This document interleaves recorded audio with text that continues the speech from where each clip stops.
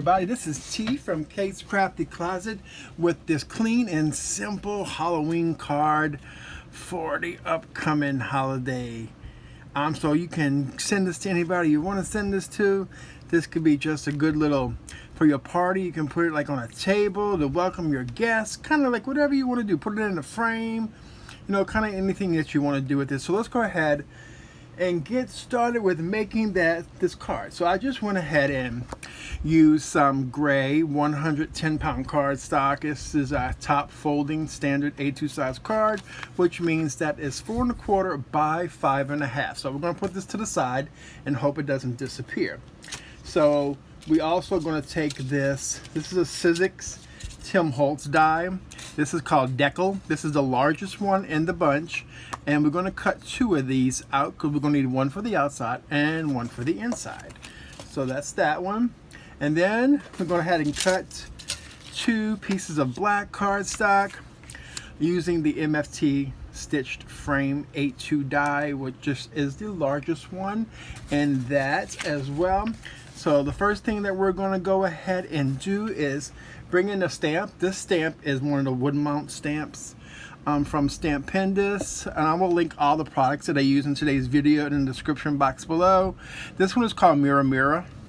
I did probably pick this up at Michael's, but I'm not sure if they still have them, but I will go ahead and link them, and like I said, in the description box below. So we're going to take a piece of that gray cardstock from the Decor, and I'm going to put this out. I'm going to go in and use, today I'm going to use my Lawn Fawn Jet Black ink because it was the easiest accessible today, and I'm just going to go ahead and stamp my image. I'm going to squish it back and forth on that really good solid one there, just so I make sure I get really good ink coverage.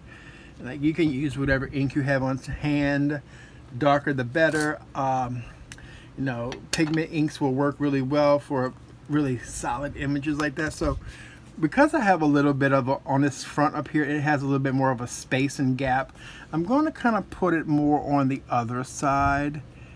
And you can use your hand with this. Also, I've used my ink pad. Just flip it over and you can just use your ink pad lid if you don't want to. You want to make sure you get better coverage than maybe your hands and might do. And I always lift to see, you know, a little bit to see if it got good ink coverage, and we pretty much have. So we can pretty much lift that. And if it's like a little off, it's okay. This is Halloween. It can look a little distressy. Like, I'm super cool and okay with all that. It's like the main image is the witch, so she is pretty visible. So that's all well and good.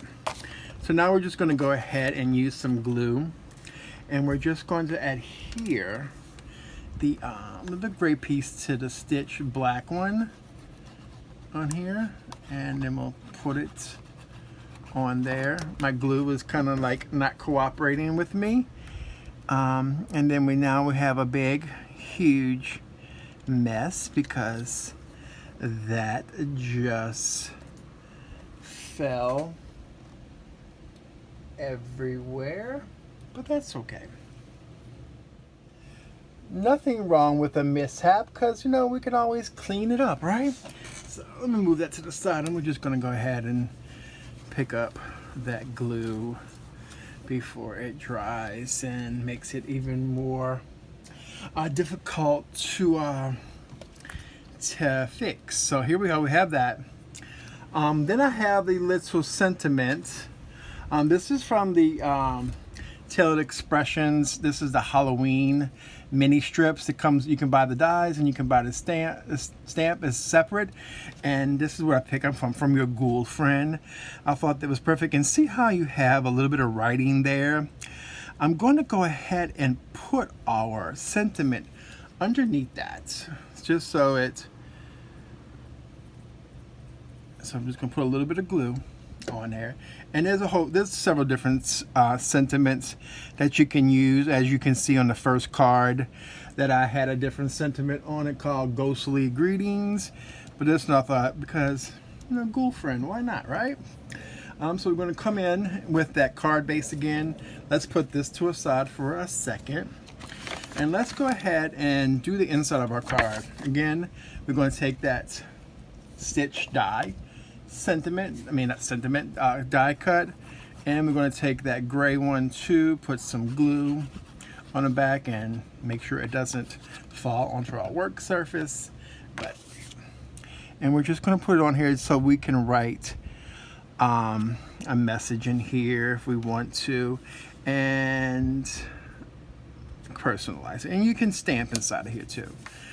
This is going to give the card a little bit more weight too as well, so it won't curl up on you, or it'll go through the mail really easily. And this is also a fun project to do with the children in our lives, because art is amazing therapy for anybody. Okay, creative expression. There we go. And I'm okay that it's not perfectly centered and stuff like that. Totally perfectly fine with that. Now we're going to go in and pull out our foam squares. I'm going to give it a little bit of dimension. You don't have to. If I would have, see, when somebody needs to make big foam squares in black, just saying. Anybody out there listening, that's what we need, y'all. That's what we need. So I'm going to put these on here.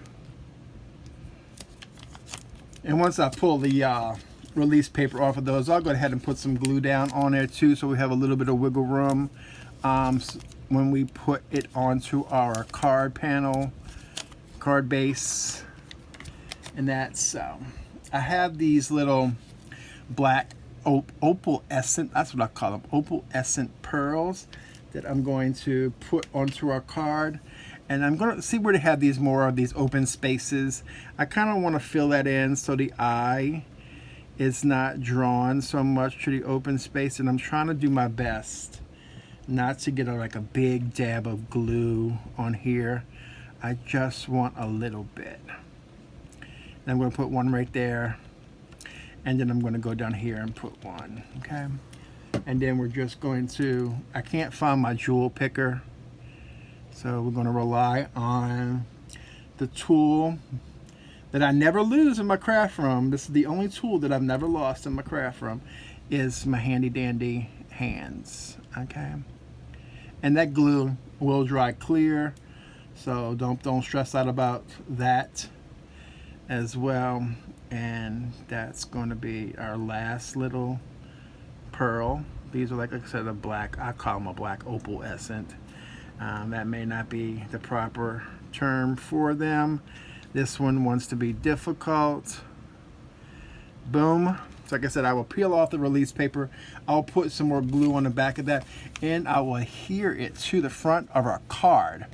So that completes this. How easy and simple was that card?